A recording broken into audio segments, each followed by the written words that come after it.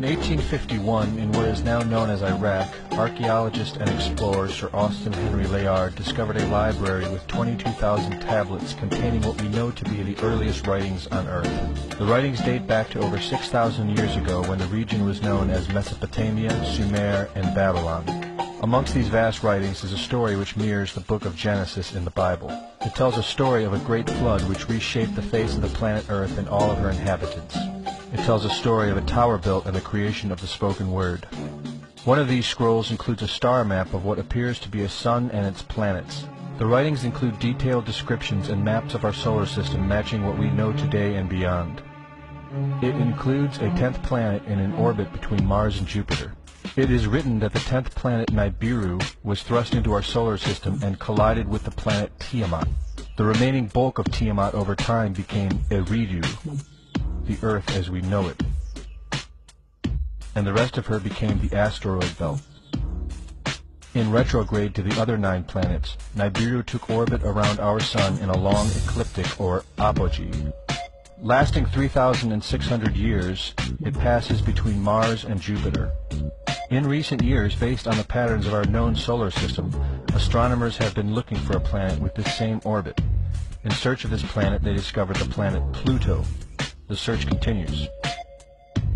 According to the ancient texts, this detailed information was given to them by the Anunnaki, or those who from heaven to earth came. They describe the Anunnaki as a reptilian race of gods which came to the earth in fiery ships from their home planet of Nibiru, the 10th planet. It is written that these Anunnaki came to the earth to mine gold and other elements to serve in protecting the atmosphere of their distant home planet. After a workers' revolt, the Anunnaki rulers began to genetically alter Cro-Magnon man to create a slave race, resulting in the human race. It was said that we were created by the gods in clay vessels. It is written that man was forbidden to depict the Anunnaki in their actual form. Just prior to the Great Flood, the bulk of the Anunnaki would return home, leaving numbers of them behind to watch over the earth. Anu was king. Assigned to Anu to heed his instructions, 300 in the heavens he stationed as a god, the ways of earth to define from the heaven, and on earth 600 he made reside, after he all their instructions had ordered. To the Anunnaki of heaven and of earth he allotted their assignments.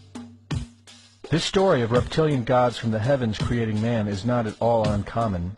It in fact can be found in most every region of our planet. In Japan, emperors claim descent from dragon gods who came from the sky. Australian Aborigines teach of a reptilian race which lives underneath the earth and governs over men.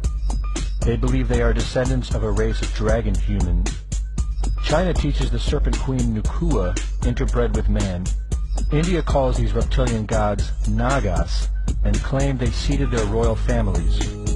Throughout the Middle East, it is believed a serpent race created man. The book of Genesis tells of giants who came from the heavens to breed with the daughters of man. They are called the Nephilim. In Africa, they call them Chitari, children of the serpent. The royal kings of Africa claim descent from serpent gods who came from the sky. In South America, the Mayans teach that their ancestors were the people of the serpent. The Aztecs were said to be created by a serpent woman. In America, the Hopi Indians believe sky gods came to earth to breed with their women and refer to them as their snake brothers. The word Sioux means snakes, and Iroquois means serpents. It seems the only places you will not find this historical story is where the history has been methodically destroyed. The descendants of King Anu in Sumeria and Babylon can be traced throughout time. The pharaohs of Egypt were from the bloodlines of the Babylonian kings. The rulers of the Roman Empire can be traced to Egyptian hierarchy. All throughout Europe, the royal families can be traced back to the great Roman emperors. 34 of the presidents of the United States are directly descended from European royalty, with the remaining 8 who are only closely related to these same bloodlines. In 1934, President Franklin Roosevelt placed the Great Seal, originally created in 1782 by the Freemasons, on the dollar bill. Represented in the Great Seal is a pyramid and the all-seeing eye, known to be used by the elusive society, the Illuminati. Strung together in conspiratorial confusion are secret societies such as the Illuminati, the Freemasons, and the Bohemian Club. In 1917, National Geographic did a story on a place in Montreal, California called Bohemian Grove. The story reports a place where the world's elite, members of the Bohemian Club, retreat to in late July and conduct an ancient occult ceremony called the Cremation of Care. Every year in July, the world's leaders, media moguls, and members of the World Bank spend 2 weeks of what is known as a men-only retreat at the Grove. In the year 2000, BBC television show World of Wonder infiltrated Bohemian Grove with hidden cameras and aired the video on the BBC. The video shows the large mass of men donning red and black robes and once again conducting the Cremation of Care ceremony. The altar is at the base of a 200-foot owl, the Babylonian symbol of the god Moloch, the god of human sacrifice. In the video, a body is delivered upriver to the altar where it is set on fire.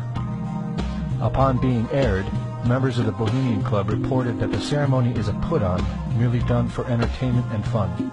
This history tells a story of our world leaders having a deep involvement in satanic tradition, worshipping our reptilian overlords, serpent gods. It poses the possibility that we may be and have always been enslaved by our leaders, no different than sheep or cattle. There is an endless amount of information out there which supports this, but don't take my word for it.